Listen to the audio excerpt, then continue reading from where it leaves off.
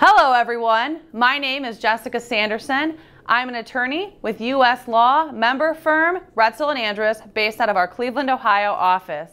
Today we're going to spice things up and talk about a real salacious topic, attorney ethical violations and the resulting coverage implications. Before we get to some fact patterns and cases, let's briefly talk about the basic structure and coverages about lawyers' professional liability or LPL policies. Generally speaking, the insuring agreement states that the insurer will pay damages on behalf of the insured for claims made during the policy period arising out of wrongful acts in the rendering or failure to render professional services by an insured.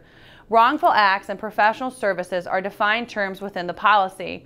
Professional services usually means, among other things, only those services rendered by an insured in his or her capacities as a lawyer.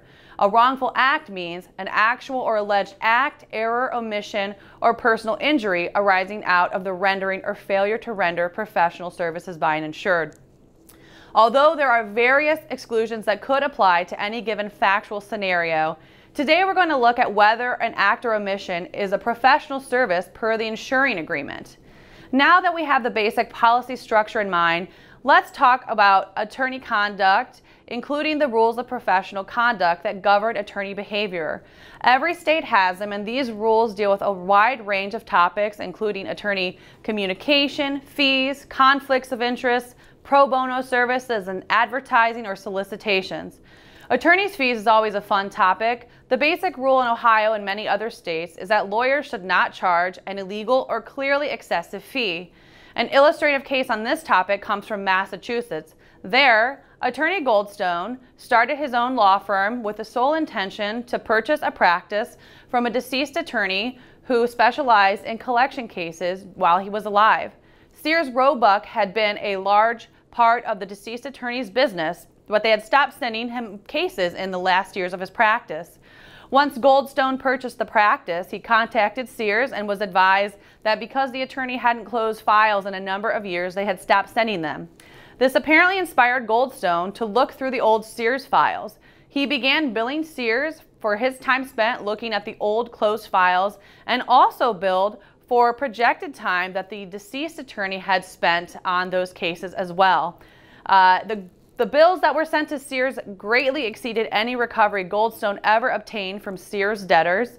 And while Sears paid the bills for a period of time, they eventually realized something was amiss and they filed suit against Goldstone for fraudulent billing. In federal court, a federal judge found that Goldstone had fraudulently billed Sears for over $830,000 in over 15,000 closed files.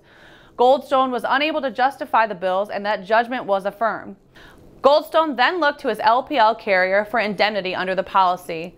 The carrier stated that it was not responsible to indemnify Goldstone because his wrongful act did not arise out of a professional service per the policy language. The court agreed, holding that the billing function of an attorney is not a professional service. Comically, the court stated, while there are elements of experience and judgment in billing for legal services, the same goes for pricing shoes. Thus, even though Goldstone had an ethical violation on his hands, he did not have coverage under his LPL policy. Another illustrative case deals with advertising for lawyers. Again, most state rules of professional conduct govern attorney behavior as it relates to advertising. In this case, we have a Texas attorney who successfully handled a malpractice case for a client against a doctor. The attorney, proud of his case, solicited another patient of the doctor. He sent her a letter referencing the prior case that he settled despite a confidentiality agreement in place and invited the patient to come and speak with him regarding her circumstances. When the doctor found out about the letter, he sued the attorney for defamation and other claims.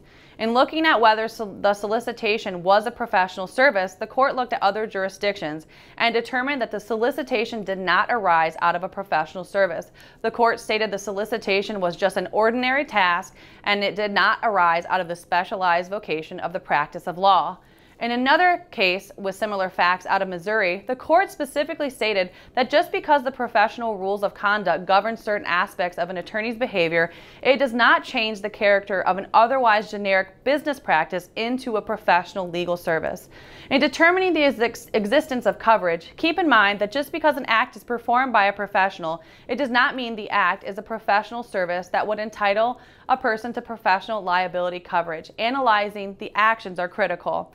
Thank you all for your time today. If you have any questions, feel free to contact me at jsanderson@ralaw.com. I look forward to seeing everyone in person very soon.